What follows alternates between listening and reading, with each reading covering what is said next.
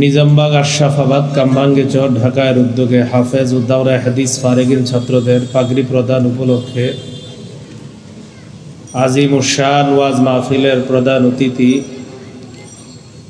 হাফিজ হুজুর রহমতুল্লাহ আলাইহির সুযোগ্য সাহেবজাদা আমির শরীয়ত মাওলানা কারি আতাউল্লাহ হাফিজি মহাপরিচালক জামিয়া নুরিয়া ইসলামিয়া কামরাঙ্গীরচর ঢাকা।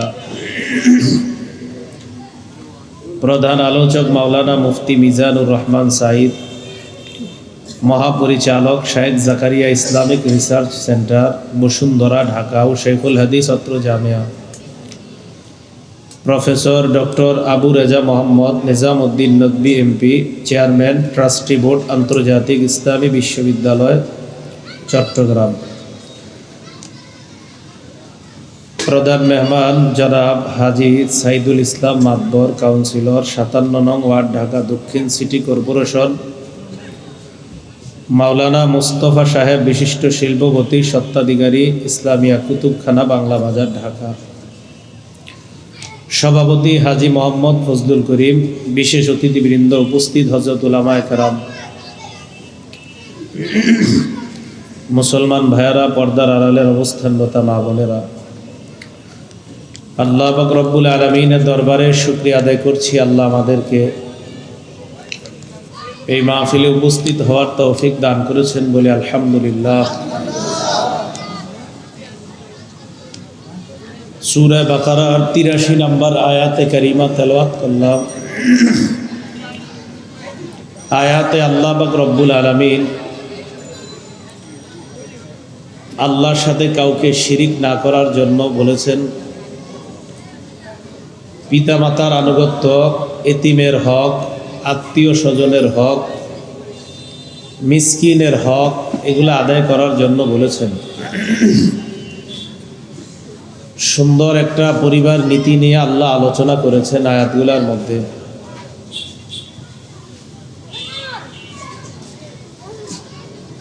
এর মধ্যে পিতা মাতা, তাদেরকে কেন্দ্র করে পরিবারের সূচনা হয়। এই সুখী পরিবারগুলা, যেই পরিবার নীতি আল্লাহ আলোচনা করেছেন, এই সুখী পরিবারগুলা মাঝে মাঝে নষ্ট হয়ে যায়।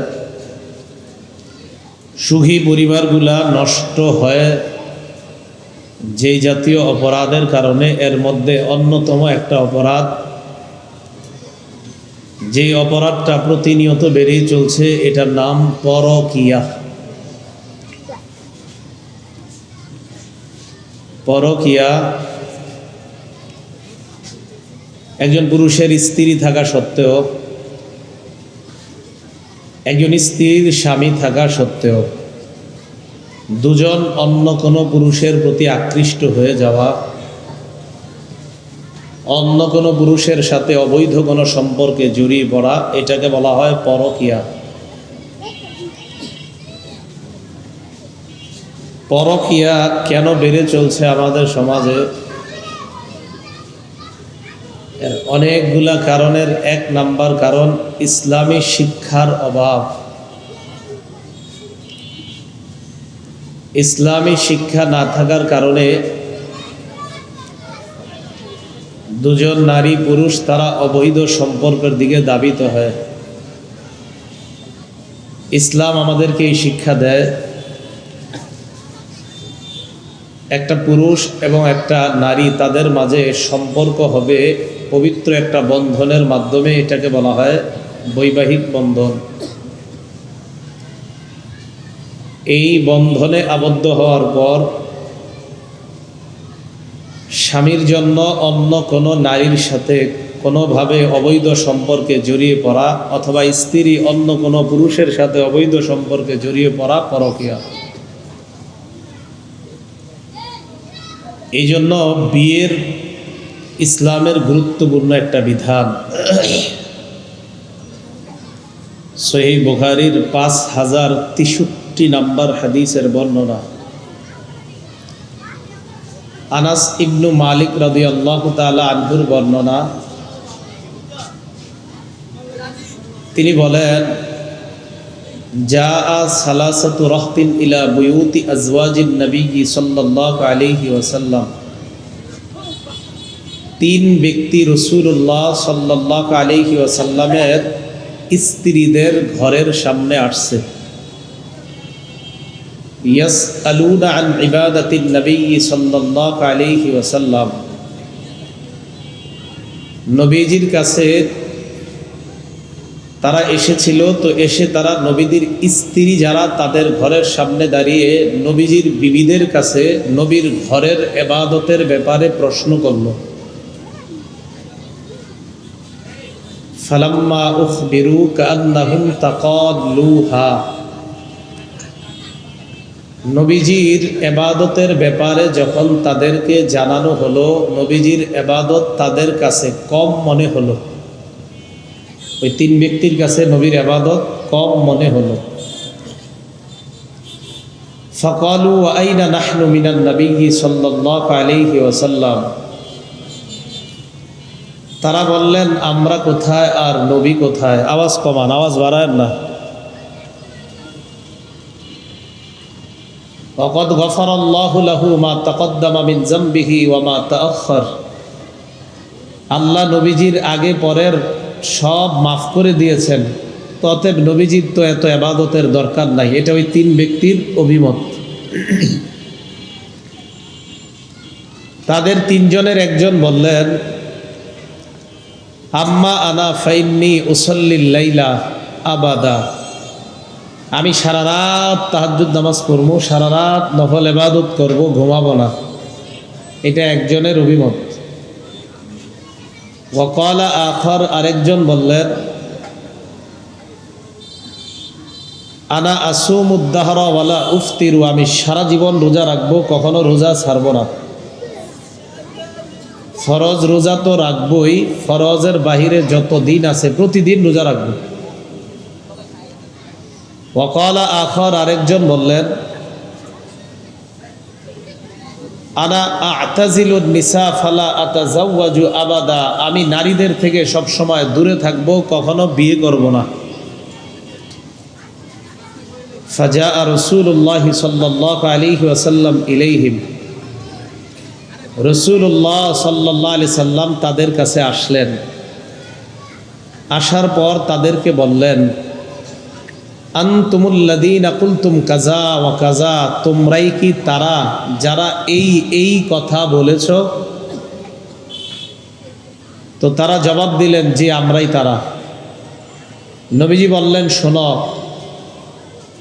ওয়াল্লাহি ইন্নী লাআখশাকুম লিল্লাহ ওয়া আতকাকুম লাহ, আল্লাহর কসম, পৃথিবীতে যত মানুষ আছে সবার চেয়ে আমি সবচেয়ে বেশি আল্লাহকে ভয় করি।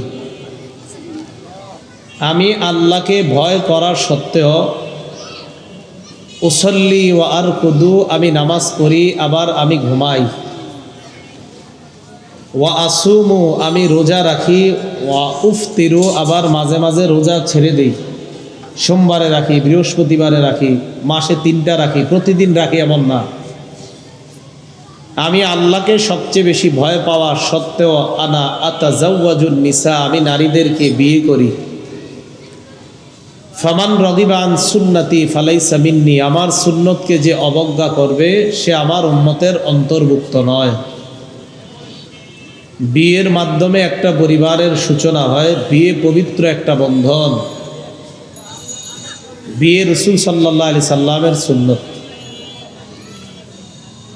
তিরমিজি শরীফের 1080 নম্বর হাদিসের বর্ণনা, قال رسول الله صلى الله عليه وسلم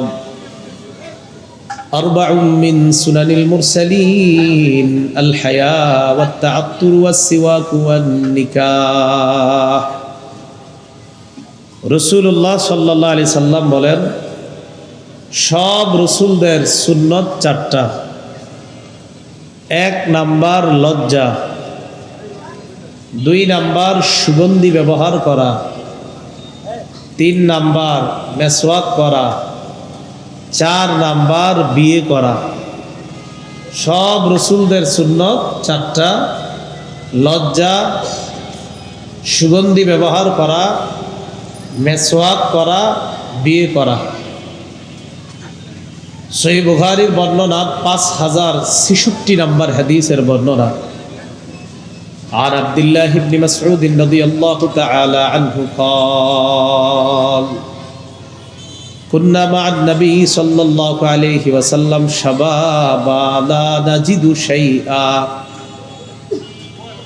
আব্দুল্লাহ ইবনে মাসউদ রাদিয়াল্লাহু তাআলা আনহুর বর্ণনা, নবীজির সাথে আমরা একদল যুবক ছিলাম, আমাদের কিছুই নাই, সামর্থ্য নাই। فقال لنا رسول الله صلى الله عليه وسلم, নবী আমাদেরকে বললেন, ইয়া মাশারাশ শাবাব মান ইসতাতা আল বাআ ফালইতাযাওয়াজ। হে যুব সম্প্রদায়, তোমাদের মধ্যে যাদের ভরণ পোষণের সামর্থ্য আছে, যারা বিয়ে করার সামর্থ্য রাখো, ফালইতাযাওয়াজ, সে যেন বিয়ে করে নেয়।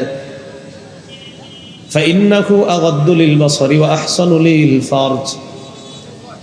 বিয়ে নজর অবদমিত রাখে, লজ্জাস্থান হেফাজতে সহায়ক হয়ে যায়। বিয়ে নজর হেফাজত রাখে, লজ্জাস্থান হেফাজতে বিয়ে সহায়ক হয়ে যায়। ওয়ামান লাম ইস্তাতি' ফালাইহি বিস-সাওম। নবী বলেন, যার বিয়ে করার সামর্থ্য নাই সে যেন রোজা রাখে। হাদিসের মাধ্যমে বুঝতে পারলাম, কোন মানুষ যদি নজরের গুনাহে লিপ্ত হয়ে যায়, কোন মানুষ যদি লজ্জাস্থানের গুনাহে লিপ্ত হওয়ার আশঙ্কা হয়, ইসলাম তাকে দুটি অপশন দিয়েছে। এক নাম্বার, সামর্থ্য আছে বিয়ে করে নাও, সামর্থ্য নাই রোজা রাখো। নজরের গুনাহ আপনার প্রচুর হয়, লজ্জাস্থানের গুনাহ আপনার প্রচুর হয়। ইসলাম আপনার জন্য দুটি বিষয় দিয়ে দিয়েছে, নজরের গুনাহ হয়, লজ্জাস্থানের গুনাহ হয়, তো বিয়ে করো। টাকা নাই তো রোজা রাখো, কিন্তু গুনাহ করা যাবে না। বিয়ের গুরুত্ব আল্লাহ সকলকে উদ্ভাবন করার তৌফিক দান করেন। গুনাহ থেকে আল্লাহ আমাদেরকে বেঁচে থাকার তৌফিক দান করেন। আব্দুল্লাহ ইবনে মাসউদ রাদিয়াল্লাহু তাআলা আনহু বলেন, ইন্নাল মুমিনা ইয়ারা যুনুবাহু কাআন্নাহু কাঈদুন তাহতা জাবাল ইয়ারা আইয়াকা আলাইহি। একজন ইমানদার, সে তার গুনাহকে মনে করবে একটা পাহাড়ের মতো, সে পাহাড়ের নিচে বসা। এই পাহাড় তার উপর যে কোনো সময় পড়ে যেতে পারে। বলেন, পাহাড় পড়লে আপনি আমরা কি বাঁচবো না মারা যাব? ইমানদার মনে করতে হবে একটা গুনাহ আমাকে ধ্বংস করে দিতে পারে। পাপাচারের ব্যাপারে আল্লাহ নবী বলেন, ইয়ারা যুনুবাহু কাযুবাবিন কান্নাহু মাররা আলা আনফিহি। নবীজি বলেন, পাপাচার বান্দা গুনাহকে মনে করে কাযুবাব, মাছির মতো, মাররা আলা আনফিহি, যে মাছি নাকের ডগার সামনে দিয়ে চলে যায়। পাপাচার পাপিষ্ট যারা, তারা গুনাহকে কোনো ব্যাপার মনে করে না। গুনাহ হলে কি না হলে কি তারা কোনো ব্যাপার মনে করে না। আর যারা ইমানদার, তারা একটা গুনাহকে মনে করে পাহাড়ের মতো, যেই পাহাড় তার উপর পড়ে যেতে পারে, ওই পাহাড় ধসে লোকটা মারা যেতে পারে। বলেন তো, আজকে থেকে আমরা গুনাহ কিসের মতো মনে করব? পাহাড়ের। সব সময় মনে করবেন একটা গুনাহ আমাকে ধ্বংস করে দিতে পারে। এই গুনাহ পাহাড়ের মতো, এই পাহাড় আমার উপর পড়বে, আমি ধ্বংস হয়ে যাব। আল্লাহ আমাদের সকলকে গুনাহ থেকে হেফাজত করেন। তাহলে বলেন তো, যার নজরের গুনাহ হয়, যার লজ্জাস্থানের গুনাহ হয়, তার জন্য সমাধান কি করা? বিয়ের সামর্থ্য না থাকলে রোজা রাখা। সহিহ বুখারীর 5069 নম্বর হাদিসের বর্ণনা। عن سعيد بن جبير رحمه الله قال لي ابن عباس رضي الله تعالى عنهما هل تزوجت؟ সাঈদ ইবনে জুবাইর বলেন, আব্দুল্লাহ ইবনে আব্বাস রাদিয়াল্লাহু তাআলা আনহুমা আমাকে বলেছেন, হাল তাজাওয়াজতা, তুমি কি বিয়ে করেছো? সাঈদ ইবনে জুবাইর জবাব দিলাম, আমি বিয়ে করি নাই। আব্দুল্লাহ ইবনে আব্বাস বললেন, তাজাওয়াজ, তাড়াতাড়ি বিয়ে করে নাও, ফাইন্না খায়রা হাযিহিল উম্মাহ আকসারুহা নিসা। এই উম্মতের সবচাইতে শ্রেষ্ঠ মানুষ যিনি, তার অধিক সংখ্যক বিবি ছিল, আর তুমি এখনো বিয়ে করো নাই। এই উম্মতের সবচেয়ে শ্রেষ্ঠ যিনি, তার অধিক সংখ্যক বিবি ছিল, আর তুমি এখনো বিয়ে করলা না, তাড়াতাড়ি বিয়ে করো।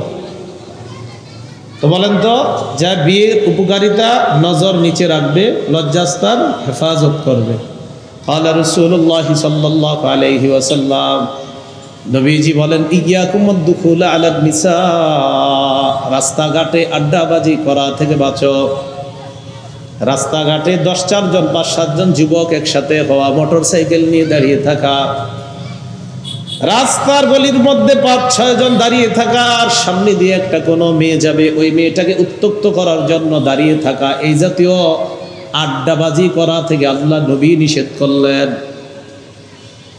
সাহাবারা বললেন, মালানা বুদ্দুন ইন্নামা হিয়া মাজালিসুনা নাতাহাদ্দাসু ফিহা ইয়া রাসূলুল্লাহ।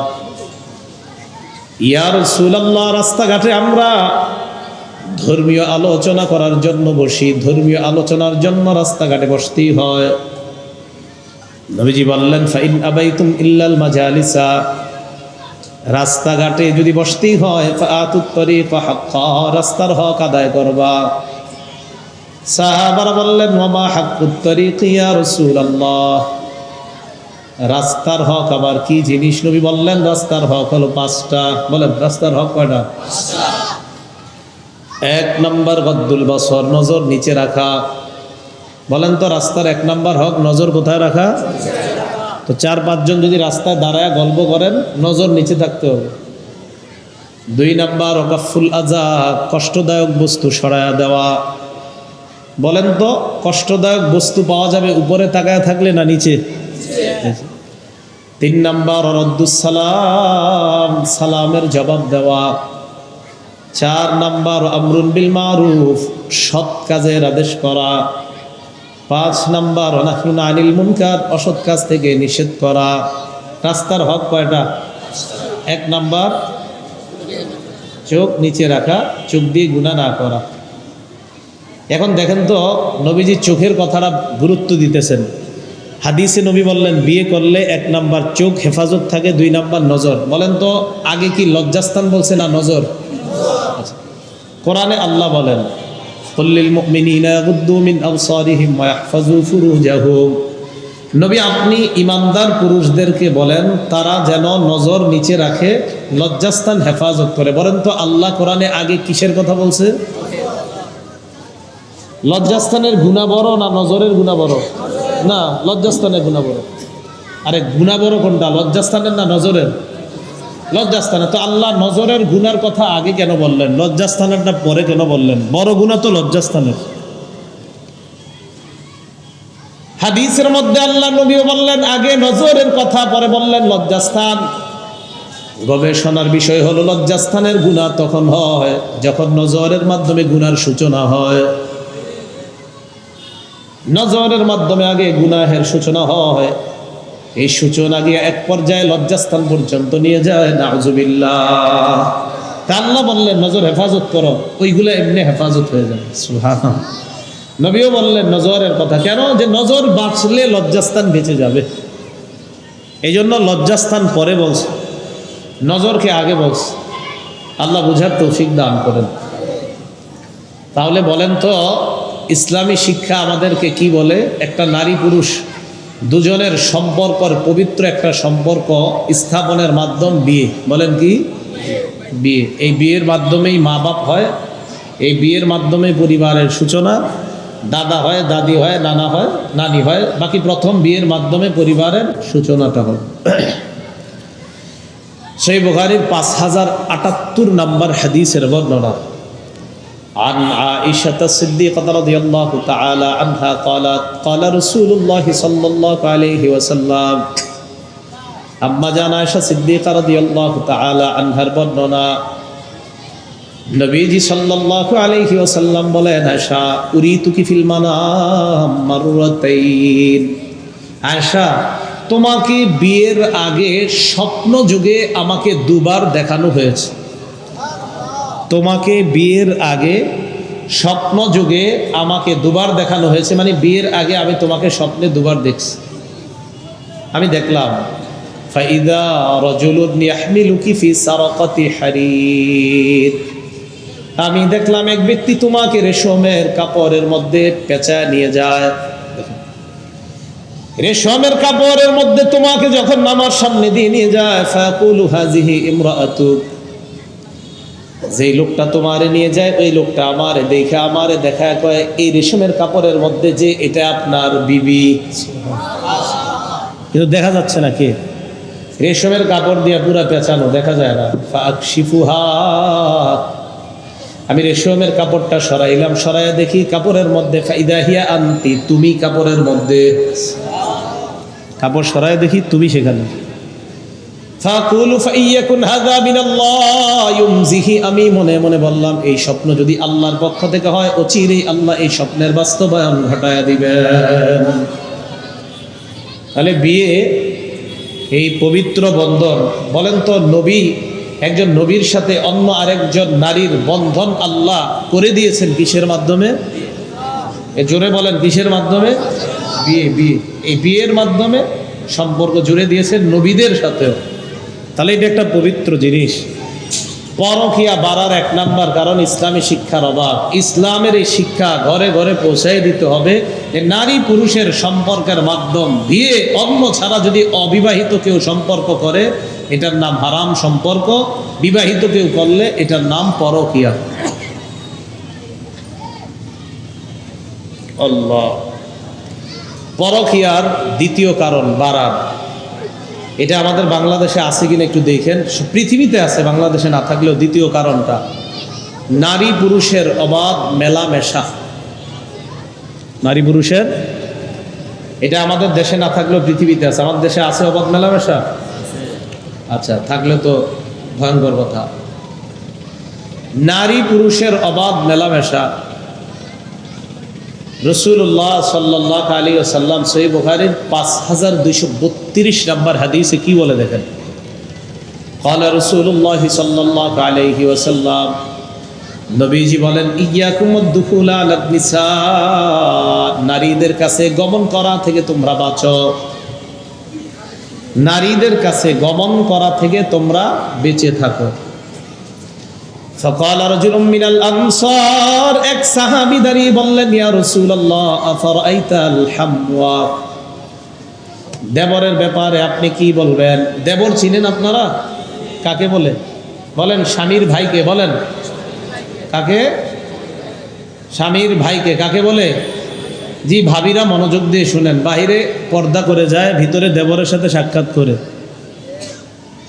নবীজিকে বললেন, ফারাইতাল হামওয়া ইয়া রাসূলুল্লাহ, দেবরের ব্যাপারে আপনি কি বলবেন? নবী বললেন, আল হামু আল মাউত, দেবর হলো মৃত্যু। বলেন দেবর মৃত্যু, বলেন কি দেবর? একদম জোরে বলেন, দেবর কি? হ্যাঁ, ভাবির জন্য দেবর মৃত্যু। তাহলে দেবরের সাথে ভাবির সাক্ষাৎ জায়েজ না হারাম? হারাম। নারী পুরুষের অবাধ মেলামেশা পরকীয়ার দ্বিতীয় কারণ। قال رسول الله صلى الله عليه وسلم, সহিহ বুখারীর 5233 নম্বর হাদিসের বর্ণনা আছে, নবীজি সাল্লাল্লাহু আলাইহি সাল্লাম বলেন, লা ইয়াখলুয়ান্না রাজুলুন বিইমরাআ, কোন পুরুষ কোন নারীর সাথে একান্তে মিলিত হবে না, ইল্লা মা'যি মাহরামিন, মাহরাম ছাড়া। কি ছাড়া? এখন আপনারা আকলটা একটু শুদ্ধ করে আমারে বলবেন, মাহরাম ছাড়া কোনো নারী কোনো পুরুষ একান্তে কথা বলা ঠিক না। তাহলে ডাক্তারের চেম্বারে যদি আপনার বিবি যায়, অবশ্যই আপনার বিবির সাথে আপনিও যাবেন। সবাই তো চুপ হয়ে রইলেন, একা একা পাঠান তো, এই জন্য চুপ আছেন। ডাক্তারের চেম্বারে আপনার বিবি যখন যায়, যাওয়ার পর যদি আপনি এলাউ না হন, যে আপনি এলাউ না, আপনি এলাউ না হলে তো এলাউটা হবে কি? একটা স্ত্রীর জন্য তার স্বামী যদি চেম্বারে এলাউ না হয়, মহিলা ডাক্তার হলে ভিন্ন কথা, কিন্তু একটা পুরুষ ডাক্তারের কাছে একটা মেয়ে ডাক্তারের চেম্বারে যাবে, সেখানে অবশ্যই স্বামী যাবে। স্বামী যদি এলাউ না হয় তো এলাউটা হবে কি? এই গেল দ্বিতীয় কারণ। 3 নাম্বার কারণ পর্দাহীনতা। আছে আমাদের দেশে? তিরমিজি শরীফের বর্ণনা 1173 নম্বর হাদিস। قال رسول الله صلى الله عليه وسلم, নবীজি বলেন আল মারআতু আওরাতুন, নারী হলো আবৃত বস্তু, নারী ঢেকে রাখার বস্তু, নারী আবৃত বস্তু, নারী ঢেকে রাখার জিনিস। বলেন সবাই নারী কি এর অনুবাদ বলেন? আল মারআতু আওরাতুন, এটার অনুবাদটা আপনারা বলেন নারী কি? আমি আরবিটা বলি, নবীর হাদিসটা বলি। আল মারআতু আওরাতুন অর্থ কি? এটা আবৃত বস্তু, এটা ঢেকে রাখতে হয়। ফাইজা খরাজাত ইস্তাশরাফাহা শাইতান, ঢেকে রাখার বস্তুটা যখন খোলামেলা ভাবে রাস্তায় বের হয়, শয়তান তাকে অন্যের সামনে মোহনীয় করে উপস্থাপন করে দেয়, আকর্ষণীয় ভাবে উপস্থাপন করে। ওয়াল মারআতু ইযা ইসতাতরাত, এই দুটো আসেন আগে, যে নারী ঢেকে রাখার জিনিস যখন বের হয়, শয়তান অন্যের কাছে মোহনীয় রূপে উপস্থাপন করে। এখন বলেন তো, একটা মেয়ে পর্দাহীনতায় চললে তাকে দেখলে কি শুধু অবিবাহিত যারা তাদের মাঝেই শয়তান কুমন্ত্রণা দিবে, না বিবাহিত পুরুষকেও দিতে পারে? তাহলে এটা আপনার তৃতীয় একটা কারণ, সেটা হলো পর্দাহীনতা। 4 নাম্বার কারণ দৃষ্টির অপব্যবহার। বলেন সবাই, দৃষ্টির অপব্যবহার। যেখানে দৃষ্টি রাখা দরকার এখানে না রাইখা আরেক জায়গায় রাখা। আবু দাউদ শরীফের 4173 নম্বর হাদিসের বর্ণনা। ক্বালা রাসূলুল্লাহ সাল্লাল্লাহু আলাইহি ওয়াসাল্লাম, নবীজি বলেন কুল্লু আইনিন জানিয়া, প্রত্যেক চোখ জিনা করে। বলেন প্রত্যেক চোখ, এটা হলো হাদিসের সরল অনুবাদ। একটু বাড়ায়া বলি আমরা, বলেন প্রত্যেক কুদৃষ্টি জিনা করে। নবীজি বলেন ওয়াল মারআতু ইযা ইসতাতরাত ফামাররাত বিল মাজলিসি ফাহিয়া কাযা ওয়া কাযা, ইয়ানি জানিয়া, কোন নারী যখন সুগন্ধি মেখে রাস্তায় বের হয়, কোন মজলিসের পাশ দিয়ে যখন অতিক্রম করে, এই নারী এমন এমন, মানে নারীটা ব্যভিচারিণী, নাউযুবিল্লাহ। কোন নারী সুগন্ধি শরীরে মাখছে, এই সুগন্ধি মেখে পুরুষদের মজলিসের পাশ দিয়ে গেছে, যাওয়ার সময় পুরুষদের নাকে সেন্ট স্প্রে করে গেছে, সুগন্ধিটা তাদের নাকেও চলে গিয়েছে। নবীজি বললেন এই নারী এমন, এই নারী এমন, অর্থাৎ জানিয়া, সে ব্যভিচারিণী। আল্লাহ আমাদের মা বোনদেরকে হেফাজত করেন। প্রিয় মা বোনরা, আপনার সুগন্ধি শুধু আপনার যার সাথে দেখা দেওয়া যায় তার সামনে, অন্যদের সামনে না। এখন বলেন দৃষ্টির অপব্যবহার কি হচ্ছে? 5 নাম্বার কারণ, যার সাথে কথা বলা হারাম তার সাথে প্রকাশ্যে হোক আড়ালে হোক, রাত 12টার পরে হোক কথা বলা। কি বলা? আপনি 6 জনের পিতা, 7 জনের পিতা, এরপরেও উনি কেন যেন রাত 1টার দিকে দরজা বন্ধ করে বারান্দায় চলে যায়, চলে গিয়ে অন্য কারোর সাথে কথোপকথনে লিপ্ত হয়ে যায়। এই 5-7 জনের পিতার মোবাইলে যদি অপরিচিত একটা কণ্ঠের ফোন আসে, পাশের ফোনটা যদি কোনো মোহনীয় কণ্ঠের অধিকারিণী হয়ে থাকে, আকর্ষণীয় কণ্ঠের, এখন আপনারা বলেন, আমি বলছি না যে উনি ধোঁকা খেয়ে যাবে, বাকি শয়তান ধোঁকা দেওয়ার আশঙ্কা আছে কিনা? এবার 1বার 2বার ফোনে কথা বলতে বলতে তার সাথে কোনো অবৈধ সম্পর্ক হয়ে যাওয়ার যদি না থাকে তো ভালো কথা, কথার কথা, কিন্তু থাকবে, এটাই বাস্তবতা। সম্ভাবনাটা থাকবে, এটাই বাস্তবতা। কেন আপনার আর কাম নাই? সন্তানাদি আছেন আপনার ঘরে, কেন আপনার কথা বলতে হতো এত 14 জায়গায়? সহিহ বুখারীর 6243 নম্বর হাদিসের বর্ণনা। ক্বালা রাসূলুল্লাহ সাল্লাল্লাহু আলাইহি ওয়াসাল্লাম, এই হাদিসটা পুরোটা শুনেন মন দিয়ে। নবীজি বলেন আল আইনানি তাজনিয়ান, 2 চোখ জিনা করে। 2 চোখ ফাজিনাহুমা আন-নাজরু, 2 চোখের জিনা হলো দেখা। বলেন 2 চোখের জিনা হলো দেখা। ওয়াল উযুনান জিনাহুমা আল ইস্তিমা, 2 কানের জিনা হলো শ্রবণ করা, যা শ্রবণ করা হারাম তা শ্রবণ করা জিনা। 2 কানের জিনা শ্রবণ করা। দেখেন আপনার সাথে আরেকজনের অপ্রয়োজনীয় একটা মেয়ের সাথে আপনি কথা বলবেন, কোনো কারণ ছাড়া আপনি কথা বলবেন, একের ঘন্টার পর ঘন্টা কথা বলে যাবেন, এটা আপনি তার কথা শ্রবণের জিনা হচ্ছে, 2 কানের জিনা। 3 নাম্বার আল লিসান জিনাহু আল কালাম, জবানের জিনা হলো কথা বলা। তাহলে জবানের জিনাও হচ্ছে, কানের জিনাও হচ্ছে। ওয়াল ইয়াদ, জিনাহা আল বাত, হাতের জিনা হলো স্পর্শ করা, ওয়ার রিজ জিনাহা আল খুতা, পায়ের জিনা হলো যাওয়া, হেঁটে যাওয়া। এবার নবী বলেন বল কলবু ইয়াতামান্না ওয়া ইশতাহি, বুখারীর অন্য বর্ণনায় ওয়ান নাফসু তামান্না ওয়া তাশতাহি, অন্তর কল্পনা করে একজনের সাথে আপনি কথা বলার পর রাতের বেলা আপনি শুয়ে শুয়ে চিন্তা করলেন যার সাথে কথা বললাম না জানি সে দেখতে কেমন, এই যে চিন্তা করলেন এটা আপনার কলবের জিনা। এখন কথা হলো যদি আপনাদের এগুলা না হয় মাশাআল্লাহ তাহলে তো আপনারা হাসান বসরি, কোনো সমস্যা নেই যদি না হয়। বাকি আমার যদি এরকম হয় আমার এরকম হবে ভাই, আমি এত বড় আল্লাহ ওলি হইতে পারি না এখনো। আমি যদি এরকম কারোর সাথে হয়ে যায় হতে পারে আমার মাঝে এই সমস্যা হয়ে যাবে। আমি মনে করেন ওয়াজটা আমারই করতেছি, আর আপনাদের যদি এরকম না হয় তো আপনারা মাশাআল্লাহ হাসান বসরি রহমতুল্লাহি আলাইহি। রাসূল সাল্লাল্লাহু আলাইহি সাল্লাম বললেন যে পায়ের জিনা তার দিকে হেঁটে যাওয়া, আর এটা নিয়ে কল্পনা করা এটা কলবের জিনা। এখন আমি বলি নাটক সিনেমায় যদি কোনো হারাম কোনো নারীর দিকে তাকান তার ব্যাপারে কল্পনা হয়ে যাওয়ার সম্ভাবনা কি আছে কিনা? আমি তো বললাম যদি না হয় তো মাশাআল্লাহ আপনি আল্লাহর ওলি, যদি হয় অতএব যদি বাস্তবে কাউকে দেখাটা হারাম হয়, বাস্তবে কাউকে সরাসরি দেখা যদি কল্পনায় জগতে আসা লাগে, নাটক সিনেমায় দেখলেও যদি আপনার মনের ভিতরে ওয়াসওয়াসা তৈরি হয়, সেই দেখাও হারাম, সেই ওয়াসওয়াসাও হারাম, সেটাও কলবের জিনার অন্তর্ভুক্ত হবে। এই ঠিকের মানে কি? সারাদিন নামাজ পড়লেন, রাস্তাঘাটে কাউরে দেখলেন না, রাত 12টার পরে মোবাইলে একটু চিন্তা করলেন যে আমি এখন একটু নেক্সট শুরুতে একটু দেখি কিছুক্ষণ, এটাও হারাম। যাকে সরাসরি দেখা হারাম তাকে নাটক সিনেমায় দেখাও হারাম। বলেন যাকে সরাসরি দেখা হারাম। আওয়াজ হালকা হয়ে গেল কারণ এই বিষয়টা অনেকের মধ্যে ঝামেলা, মোবাইল তো বিষয়টা এই জায়গায়। আল্লাহ হেফাজত করেন, গুনাহ করেন না, গুনাহ করেন না, গুনাহ করেন না। গুনাহ করতেছেন, পরিবার সমাজ সব ধ্বংস হয়ে যাচ্ছে। আল্লাহ হেফাজত করেন। নবীজি বলেন অল ফরজু ইউসাদ্দিকু যালিকা ওয়া ইউকাযিবুহু, লজ্জাস্থান এটাকে বাস্তবে রূপ দেয়, লজ্জাস্থান এই গুনার বাস্তবায়ন ঘটায়। কেউ গুনাহ করে না, সবাই গুনাহ থেকে বেঁচে থাকার তৌফিক দান করেন। তাহলে এই হলো 5 নাম্বার কথা বলা, পরকীয়ার কারণ। 6 নাম্বার কোন নারী দূর দূরান্তে একাকী সফর করা। ঢাকা থেকে একটা মেয়ে রাত 10টায় সফর করে রওনা করছে, সেই সুদূর চট্টগ্রাম যাবে, সারা রাত সফর করবে।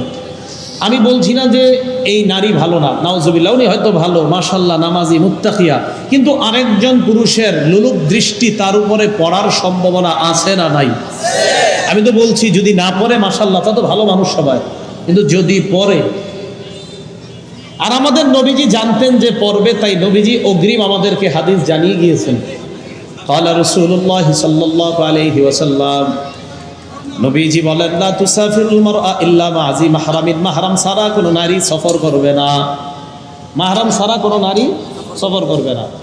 ওয়ালা ইয়াদখুলু আলাইহা রাজুলুন ইল্লা মাহু মাহরাম, কোনো নারীর কাছে কোনো পুরুষ প্রবেশ করবে না ওই পুরুষের সাথে যতক্ষণ না ওই নারীর মাহরাম না থাকে। কোনো নারীর সাথে কথা বলতে হলেও তার মাহরাম লাগবে। এটা 6 নাম্বার কারণ যে একটা নারী একাকী সফর করলেও পুরুষরা তার দিকে আকৃষ্ট হয়ে যেতে পারে। আল্লাহ হেফাজত করে। 7 নাম্বার, চাইবা বসেন আমার সাথে, চাপেন না, একটু আসাবেন। আমি বাসে বসলাম, উনি আমার পাশের সিটে এসে বসলো, কিছু মনে করবেন না। উনি আমার পাশের সিটে বসলে স্বেচ্ছায় অনিচ্ছায় আমার শরীরের সাথে তার শরীর রেগে যাওয়ার সম্ভাবনা আছে না নাই? আছে না? এই জন্য আপনি যখন বাসে বসবেন, আমাদের কোনো বোন কোনো মা যদি এসে আপনার পাশে বসে, উচিত আপনি উঠে যান, আরেকজন মেয়েকে সেখানে বসতে দেন। এরপরেও যদি দেখেন যে না আপনার সমস্যা উঠতে পারছেন না, যথাসম্ভব নিজেকে গুটায় রাখেন আল্লাহর রাস্তায়। রাসূলুল্লাহ সাল্লাল্লাহু আলাইহি সাল্লামের হাত কোনো নারীর হাত কখনো স্পর্শ করে নাই। আম্মা জান আয়েশা সিদ্দিকা সহ নবীর স্ত্রীরা বলেন, মা মাসাত ইয়াদু রাসূলিল্লাহি সাল্লাল্লাহু আলাইহি ওয়াসাল্লাম ইয়াদা ইমরাআ, নবীজির হাত কোন নারীর হাত কখনো স্পর্শ করে নাই। নবীজি বলেন লা উসাফিহুন নিসা, আমি নারীদের সাথে মুসাফা করি না।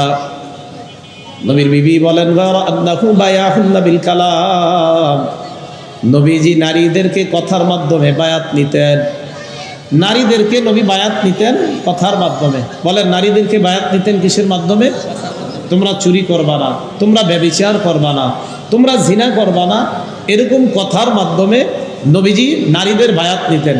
আমাদের দেশেও দেখা যায় অনেক ভিডিওতে অনেক নারী অনেকের পায়ে সিজদা দিচ্ছে, আবার বায়াত হচ্ছে, আর পাশের জন বাহবা দিচ্ছে, মাশাআল্লাহ, সাবাস সাবাস। এটা কখনো, এটা পীরও না, এটা শায়েখও না, এটা মুহাদ্দিসও না, এটা ভালো মানুষও না, প্রতারক, ধোঁকাবাজ, শয়তান, ইসলামের দুশমন। নারীর শরীরে আবার কিভাবে একজন পুরুষ স্পর্শ করে, নাউজুবিল্লাহ, তা হারাম। তো বুঝাইতে চাইলাম, একটা নারীর সাথে আরেকটা পুরুষ যখন একাকী কোথাও হয়, স্পর্শ শয়তান করে দেওয়ার সম্ভাবনা আছে না নাই? এই জন্য এটাও নিষেধ। এটা একটা কারণ হয়ে যেতে পারে, তখন উভয়ের মাঝে ওয়াসওয়াসা সৃষ্টি হবে। 8 নাম্বার, যাদের স্বামী প্রবাসে থাকে। কোথায়? প্রবাসে। যাদের স্বামী দূরে থাকে, তাই এই সমস্ত নারী যারা আছে যাদের স্বামী দূরে থাকে, তাদের কাছে পুরুষদেরকে বেশি বেশি গমন করতে নবী নিষেধ করছেন। ক্বালা রাসূলুল্লাহ সাল্লাল্লাহু আলাইহি ওয়াসাল্লাম, নবীজি বলেন, লা তালিজু আলাল মুগিবাত, যাদের স্বামী তাদের স্ত্রীদের থেকে দূরে আছে, তোমরা তাদের কাছে বেশি বেশি গমন করবা না। যাদের স্বামী দূরে আছে, এই জাতীয় নারীদের কাছে তোমরা গমন করবা না, নবী নিষেধ করছেন। তাহলে পরকীয়ার 8 নম্বর এই কারণে আমরা বলতে পারি যে একজন স্বামী তার স্ত্রীর কাছ থেকে দীর্ঘদিন দূরে থাকা, এতে স্বামী অন্য কারো প্রতি আসক্ত হয়ে যেতে পারে, বিবি অন্য কারো প্রতি আসক্ত হয়। যদি না হন তাহলে তো বললাম মাশাআল্লাহ, না হলে তো ভালো মানুষ আপনারা। যদি হয়, নবীজি সাল্লাল্লাহু আলাইহি সাল্লাম এই জাতীয় নারীর কাছে কোনো পুরুষকে প্রবেশ করতে নিষেধ করেছেন। কেন? ফাইন্না শাইতানা ইয়াজরি মিন আহাদিকুম মাজরাদ দাম, শয়তান তোমাদের রক্তের শিরা উপশিরায় চলাচল করে। এই কথা বলার পর সাহাবারা বললেন, ওয়ামিনকা, হুজুর আপনার শিরা উপশিরায় শয়তান চলেনি? নবীজি বললেন, ওয়ামিন্নি, আমার শিরা উপশিরায়ও শয়তান চলে। ওয়ালাকিন্নাল্লাহ আ'আনানি ফাআসলাম, আল্লাহ শয়তানের বিরুদ্ধে আমাকে সাহায্য করে, আমি নিরাপদ থেকে যাই। তাহলে রাসূল সাল্লাল্লাহু আলাইহি সাল্লাম এটা আরেকটা কারণ বললেন। তো এই জাতীয় কারণগুলা একটা সুখী পরিবার ধ্বংস করার আরও অনেকগুলা কারণ আছে, এই দুটুকু জানলাম সুখী পরিবার ধ্বংসের কারণ হয়। তা আল্লাহ আয়াতের মধ্যে সুখী পরিবার নিয়ে আলোচনা করেছেন যে আমার সাথে শিরিক করা যাবে না। 2 নম্বরেই বলেছেন পিতা মাতার আনুগত্য করা। পিতা মাতার মধ্য থেকে সন্তান আসে, দুনিয়া আসে। বলছিলাম একটা সুখী পরিবার স্বামী স্ত্রীর মাধ্যমে কায়েম করেন, আপনারা 2 জন হবেন পিতা মাতা, আপনার সন্তানগুলো যেন আদর্শ সন্তান হিসাবে বড় হয়, এই দিকে খেয়াল রাখা। এরপর আয়াতের মধ্যে আল্লাহ আত্মীয়দের হক আদায়ের কথা বলছেন। আমরা সবাই রক্তের সম্পর্ক সহ নিকট আত্মীয় যারা আছে, এই সম্পর্কগুলো আমরা আদায় করার, রক্ষা করার চেষ্টা করব। আল্লাহ তৌফিক দান করেন। এরপর আল্লাহ এতিমের কথা বলেছেন। এতিমের ব্যাপারে এতটুকু মনে রাখবো, এতিম কাকে বলা হয়? মান মাতা আবুহু ওয়া হুয়া সগীর, যিনি শৈশবেই, যার ছোট অবস্থাতেই তার বাবা মারা গেছে, তাকে এতিম বলা হয়। 2 নম্বর কথা, এতিমের বয়স কতদিন পর্যন্ত এতিম থাকে? ক্বালা রাসূলুল্লাহ সাল্লাল্লাহু আলাইহি ওয়াসাল্লাম, লা ইউতমা বাদা ইহতিলাম, বালেগ হওয়ার পর আর এতিম থাকে না। বালেগ হওয়ার পর আর এতিম থাকে না। তাহলে ছোট অবস্থার পর্যন্ত এতিম থাকে। এতিমের লালন পালন করা জান্নাতে যাওয়ার কারণ। কোথায় যাওয়ার কারণ বলেন? মনে রাখেন, ক্বালা রাসূলুল্লাহ সাল্লাল্লাহু আলাইহি ওয়াসাল্লাম, নবীজি বলেন, মান যাম্মা ইয়াতিমান বাইনা আবাওয়াইনি মুসলিমাইনি ইলা তাআমিহি ওয়া ফিরাশিহি হাত্তা ইস্তাগনিয়া আন। নবীজি বলেন, কোনো ব্যক্তি যদি বাবা মা হারা কোনো সন্তান এতিমের দায়িত্ব নেয়, তার খাবারে অংশগ্রহণ করায়, তার পানিতে অংশগ্রহণ করায়, কোনো ব্যক্তি বাবা মা হারা এতিমকে তার খাবারে, তার পানিতে যদি অংশগ্রহণ করায়, বালেগ হওয়ার আগ পর্যন্ত, নবীজি বলেন, ওয়াজাবাত লাহুল জান্নাহ আলবাত্তাতা, তার জন্য জান্নাত অবধারিত হয়ে যায়। তার জন্য জান্নাত অবধারিত হয়ে যায়। আম্মা জান আয়েশা সিদ্দিকা রাদিয়াল্লাহু তাআলা আনহা বলেন, জাআতনি মিসকিনাতুন তাহমিলু ইবনাতাইনি লাহা, আমার কাছে এক অসহায় নারী আসছে তার 2 মেয়েকে নিয়ে। যেই 2 মেয়ে এতিম, বাবা নাই, বাবা হারা 2 মেয়েকে নিয়ে আমার কাছে এক অসহায় নারী আসছে। আসার পর ফাতামতুহা সালাসা তামারাত, আমি তাকে 3টা খেজুর দিলাম। কয়টা? 3টা খেজুর। 3টা দেওয়ার পর ফাআতাত কুল্লা ওয়াহিদাতিন মিনহুমা তামারা, আমি তাকে 3 খেজুর দিলাম। দেওয়ার পর তিনি কি করলেন, এই খেজুর থেকে এক একটা খেজুর মেয়েদের 2জনকে দিলেন। তাহলে 3 খেজুর মেয়ে 2টারে দিলে থাকে কয়টা? 1টা। মেয়ে 2জন খেজুর খাইছে। ওয়া রাফাআত তামরাতান ইলা ফিহা, মা খেজুরটা মুখে নিছে, মা খেজুরটা মুখে নিছে। ফাস্তাতামাতহা ইবনাতাহা, মুখে নেওয়ার পর মেয়ে 2টা কয় আম্মা খেজুর দাও। মা খেজুরটা মুখে নেওয়ার পর মেয়ে 2টা কয় আম্মা খেজুর দাও। মেয়ে 2জন কিন্তু 2টা খেজুর খাইছে। তো মা যখন 3য় খেজুরটা মুখে নিছে, আম্মা খেজুর দাও। আম্মা জান কয় আমি তাকায় দেখলাম, ফাশাক্কাতিত তামরাতাল্লাতী কানাত তুরিদু আন তাকুলাহা বাইনা ইবনাতাইহা, যেই খেজুরটা তিনি খাইতে চাইলেন এই খেজুরটা 2 ভাগ করে 2 মেয়েরে দিয়ে দিছে। এই বিষয়টা আমার কাছে আশ্চর্য লাগলো। আম্মাজান বলেন ফাআজাবানি শা'নুহা, তার এই কাজটা আমার কাছে আশ্চর্য লাগলো। রাসূল সাল্লাল্লাহু আলাইহি সাল্লাম আসলেন, ফাযাকারতুল্লাযী সানাআত লিরাসূলিল্লাহি সাল্লাল্লাহু আলাইহি ওয়াসাল্লাম, আমি আল্লাহ নবীকে ব্যাপারটা জানাইলাম, ইয়া রাসূলুল্লাহ এমন এমন ব্যাপার, এই নারীর কাজ আমাকে আশ্চর্যান্বিত করেছে। নবীজি বললেন ইন্নাল্লাহা ক্বাদ আওজাবা লাহা বিহাল জান্নাহ আও আ'তাকাহা বিহা মিনান নার। নবীজি বললেন এই 2 মেয়ের কারণে এই মার জন্য আল্লাহ জান্নাত ওয়াজিব করে দিয়েছে। 2টা এতিম মেয়ে, মা লালন পালন করার কারণে এই মায়ের জন্য জান্নাত আল্লাহ ওয়াজিব করে দিয়েছেন। এতিম লালন পালনের 2য় ফজিলত, নবীজির কাছে জান্নাতে থাকতে পারবেন যারা এতিম লালন পালন করবেন। ক্বালা রাসূলুল্লাহ সাল্লাল্লাহু আলাইহি ওয়াসাল্লাম, নবীজি বলেন আনা ওয়া কাফিলুল ইয়াতীম ফিল জান্নাতি হাকাযা, নবী বলেন আমি আর এতিমের অভিভাবক লালন পালনকারী জান্নাতে এইভাবে পাশাপাশি থাকবো। হাকাযা পাশারা বিস সাব্বাবাতি ওয়াল উসতা, নবীজি মধ্যমা আর তর্জনী আঙ্গুল এইভাবে দেখায় দিলেন যে আমি আর এতিমের অভিভাবক জান্নাতে এইভাবে থাকব।